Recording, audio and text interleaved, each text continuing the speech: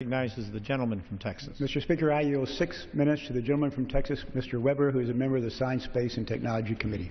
Gentleman's recognized. I thank the chairman. Thank you, Mr. Speaker. I rise today in support of the National Aeronautics and Space Administration Authorization Act of 2014.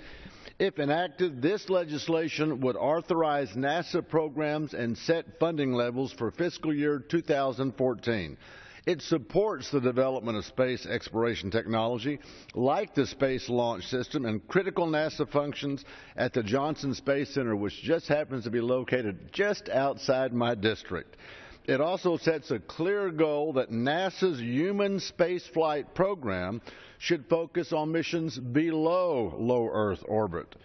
It is time for NASA to focus scarce taxpayer resources on NASA's core mission, the development of capabilities necessary for manned missions to the moon and beyond. And no longer has the ability to transport American astronauts into space. It is also important that NASA continue development of systems to transport American astronauts to and from the International Space Station.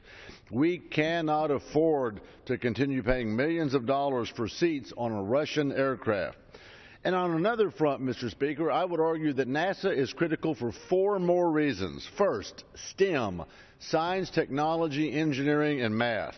Imagine inspiring and encouraging young American students to shoot for the stars. NASA does just that. Second, the technological advances afforded by NASA and its mission would once again make us, as my colleague from Maryland said, the envy of the world, and give us the competitive edge in attracting new ideas, new talent, new businesses. And third, and very importantly, Mr. Speaker, I would argue that any military commander knows that whoever occupies the high space in a military conflict will most likely win that conflict. Mr. Speaker, there is no other ultimate high ground than space. Fourth and lastly, I would tell you that it's about international security. What do I mean by that? Think with me for a moment, Mr. Speaker. When the world has a catastrophe, whether it's a hurricane, a tsunami, whether it's war or floods, pestilence, famine, whatever it is, when the world has a catastrophe and dials 911, who is it that answers? It's us, isn't it, with our military might. We have to have a strong America. NASA ensures that we have a strong America. A strong America ensures that we have a safe world. When America is that strong, safe world leader militarily and in innovation, this world will be a safer place. So, NASA, Mr. Speaker, and so are the brave, innovative men and women of NASA, and they deserve a clear mission and a roadmap from the administration and from us, the United States Congress.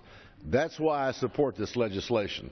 As a member of the Science, Space, and Technology Committee, I look forward to continue working to ensure that precious taxpayer resources at NASA are not wasted, but prioritized in support of NASA's core mission so that it can remain the world's premier space exploration agency. I'm Randy Weber. There you have it. The gentleman from Texas, Mr. Weber, yields back. The gentleman from